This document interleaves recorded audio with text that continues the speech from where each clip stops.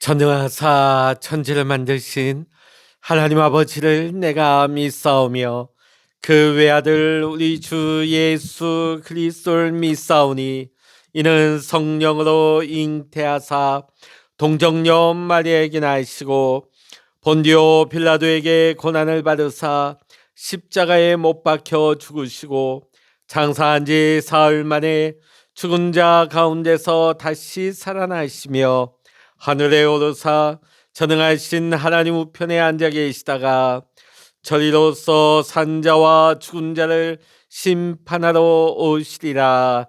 성령을 믿사오며 거룩한 공예와 성도가 서로 교통하는 것과 죄를 사하여 주시는 것과 몸이 다시 사는 것과 영원히 사는 것을 믿사옵나이다. 아멘. 찬송가 8장입니다. 찬송 8장입니다. 거룩 거룩 거룩 전능하신 주님, 이른 아침 우리 주를 찬송합니다. 거룩 거룩 거룩 자비하신 주님, 성삼위일체 우리 주로다. 거룩 거룩 거룩 주의 보좌 앞에 모든 성도 멸류관을 벗어들이네. 천군 천사 모두 주께 굴복하니 영원히 위에 계신 주로다. 거룩 거룩 거룩 주의 빛난 영광, 모든 죄인 눈 어두워 볼 수 없도다. 거룩하신 이가 주님밖에 없네. 온전히 전능하신 주로다.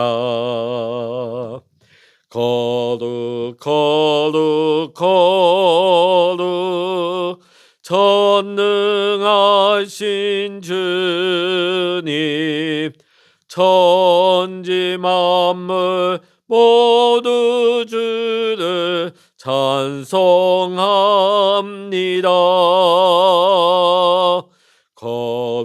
거룩하신 이가 주님밖에 없네.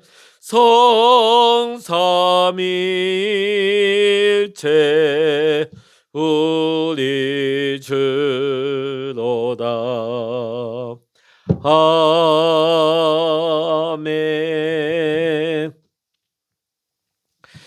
이 시간 우리에게 주시는 하나님의 말씀, 신약성서 베드로전서 1장 13절로부터 25절까지입니다.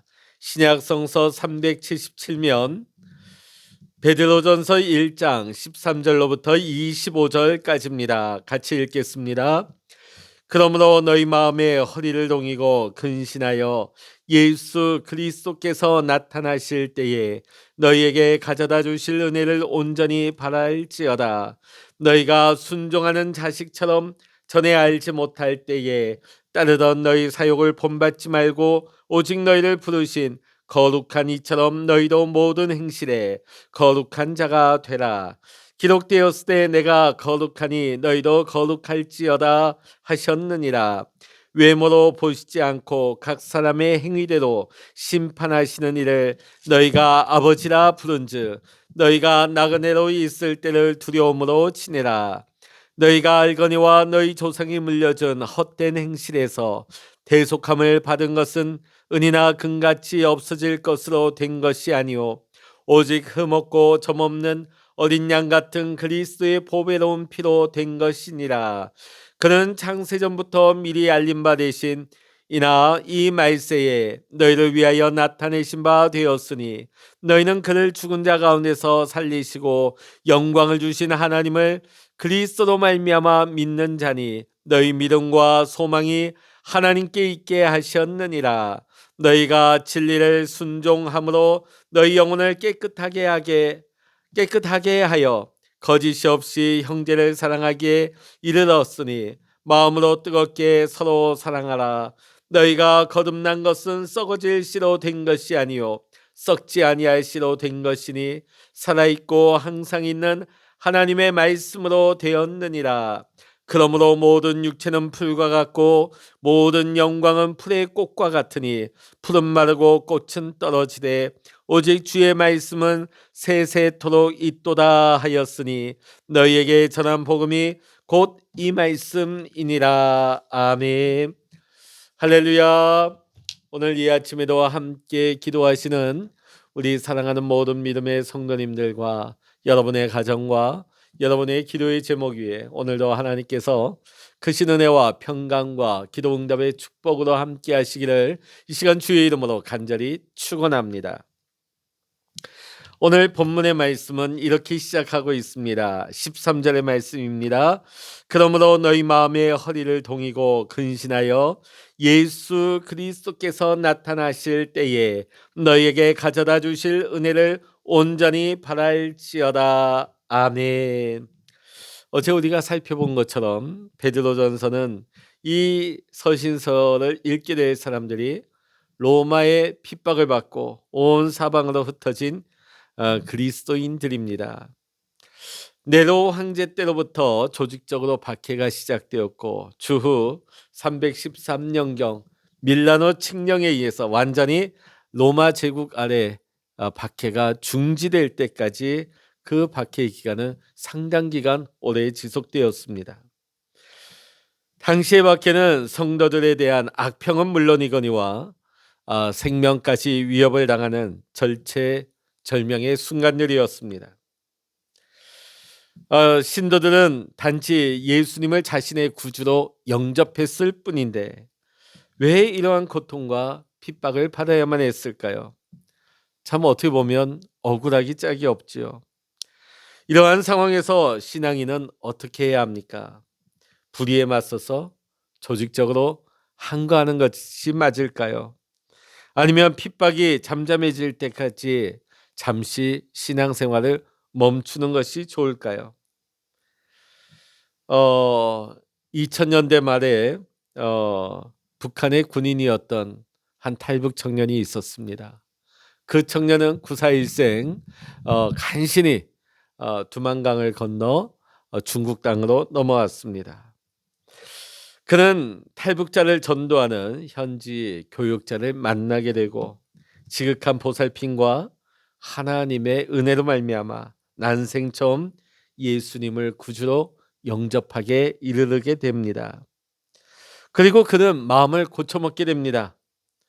다시금 북한으로 돌아가기로. 그렇게 목숨 걸고 힘들게 넘어온 간신히 탈북한 그 땅을 다시금 이젠 제 발로 돌아가겠다는 것입니다. 부모가 보고 싶어서 형제가 보고 싶어서가 아닙니다.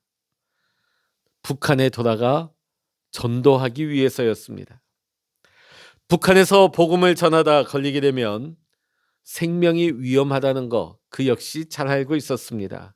그러나 그는 그 길을 택해서 강을 다시금 건너갔습니다. 이후에 들려온 소식이 맨 먼저 복음을 받아들였던 그의 여동생이 체포되었다는 소식이 전해져 왔다고 합니다.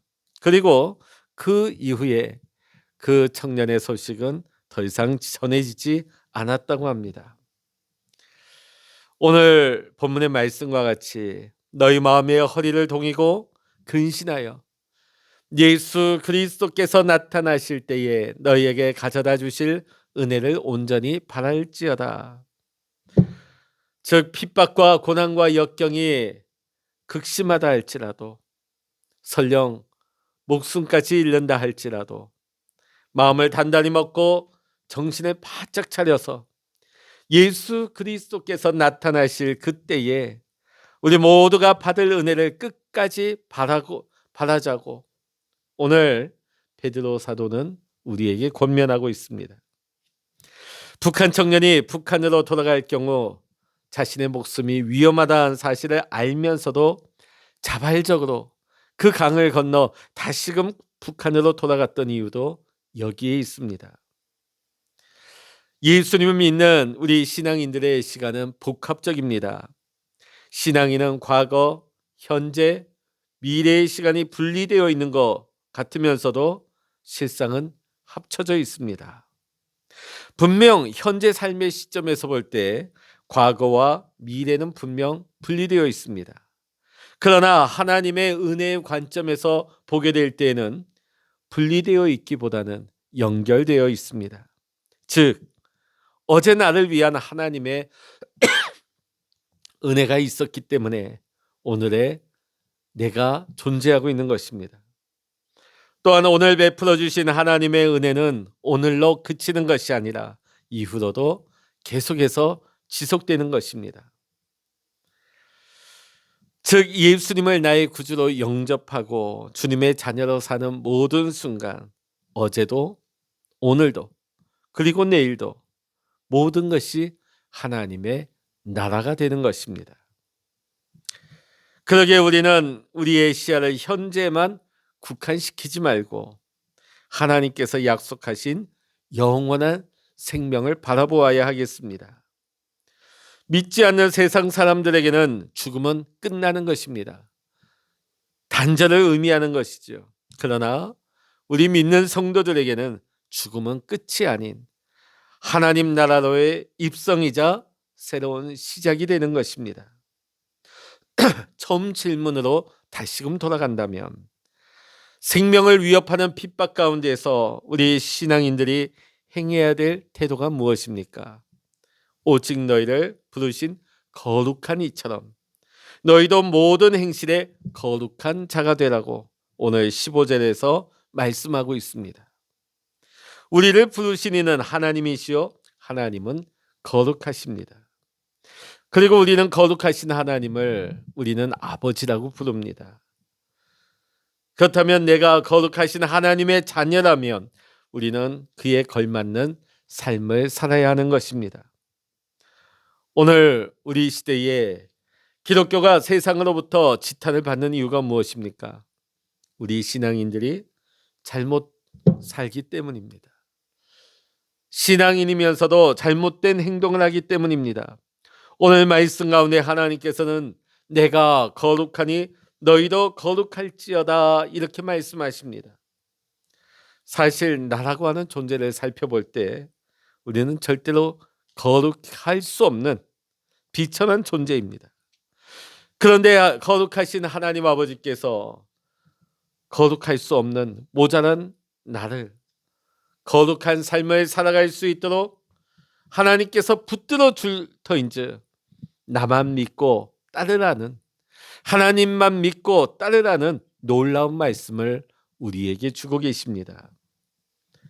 우리는 하나님의 영원한 시간에 비추어 볼 때 우리의 인생은 아무리 오래 살아도 100년 남짓입니다. 우리의 인생은 영원에 비한다면 티끌 한 점보다 못한 것이지요. 출애굽 이후에 약속의 땅으로 가나안으로 향하는 이스라엘의 여정이 오늘 우리의 인생 여정과 같다 하겠습니다. 출애굽 1세대 그들은 광야길에서 틈만 나면 하나님의 말씀을 거역하며 하나님을 끊임없이 원망하는 삶을 살았습니다. 결국 그들은 광야에서 40년을 보내며 죽었습니다. 약속의 땅에 들어간 사람은 여호수아와 갈렙을 제외한 출애굽 2세대뿐이었습니다. 주님의 보혈의 은혜로 우리는 구원을 받았습니다. 그러나 우리는 과거를 그리워하며 하나님께 반항하는 우리의 삶은 아닙니까? 자칫 잘못하면 우리 역시 출애굽 1세대로 전락할 수 있다는 것입니다. 하나님은 분명 우리에게 천국의 삶을 예비하시고 약속하셨습니다. 그리고 우리는 이 광야 같은 세상을 지금 통과하고 있는 중입니다. 오늘 분명 우리는 구원을 약속받았고 그 구원의 길을 걸어가고 있는 중입니다. 그러나 우리가 이 세상 가운데서 과거를 뒤돌아보면서 과거를 탓하면서 끊임없이 하나님을 원망하고 하나님을 반항한다면, 하나님의 말씀에 불순종하는 삶을 살아간다면 오늘 우리는 출애굽 1세대와 같은 삶을 하고 말 것입니다. 우리는 결코 이 사실을 잊어서는 안 될 것입니다. 그렇다면 우리가 어떻게 거룩한 삶을 살아갈 수 있겠습니까? 그것은 바로 나를 향하신 하나님의 무한하신 사랑을 깨닫고 있을 때만 우리는 거룩한 삶을 살아갈 수 있는 것입니다. 창세전부터 나를 향한, 또 내 이웃을 향한, 우리 모두를 위해 존재하신 흠없고 점없는 어린 양 그리스도 대속의 보혈이 있었기에 오늘 내가 존재하는 사실, 이 사실을 우리는 깨달아야 하는 것입니다. 나를 위해 십자가에 온몸을 찢기고 죽으시기까지 고통당하신 예수님의 나를 향하신 그 크신 사랑으로 말미암아 우리가 구원을 받았습니다. 우리가 새 생명을 누리고 있습니다. 그 사실을 우리는 온전히 믿어야 하는 것입니다. 우리가 이 광야 세상을 통과하면서 때로는 너무나 힘들어 모든 것을 포기해버리고 싶을 때가 있습니다. 그때에 우리의 믿음, 우리의 소망은 오로지 하나님 한 분께만 두어야 할 줄로 믿습니다. 왜냐하면 세상 모든 것이 사라진다 할지라도 진리이신 하나님의 말씀은 영원하시기 때문입니다. 나를, 내 가족을, 또 내 이웃을 뜨겁게 사랑하는 하나님의 그 사랑을 앞에 날마다 감사하며 날마다 하나님께 영광을 돌리는 오늘 우리의 믿음의 삶, 귀하고 복된 삶이 되어야 할 줄로 믿습니다. 함께 기도하시겠습니다. 거룩하신 하나님 아버지, 우리가 세상 가운데 고난과 역경 속에서 힘들어 흔들릴 때에 우리의 시야를 현재가 아닌 영원하신 주님을 바라볼 수 있도록 우리를 인도하여 주시옵소서. 연약합니다. 거룩할 수 없는 우리입니다. 그러나 거룩하신 하나님 아버지의 말씀에 순종하며 거룩한 하나님의 자녀로 거룩한 성도의 삶을 살아갈 수 있도록 인도하여 주셔서 오늘 우리의 삶이 거룩한 삶으로 살아갈 수 있도록 우리를 인도하여 주시옵소서. 모든 감사와 영광을 우리 주님께 올려드리며 우리 주 예수 그리스도의 이름으로 간절히 기도하옵나이다. 아멘. 찬양하라 내 영혼아, 찬양하라 내 영혼아, 내 속에 있는 것들아 다 찬양하라.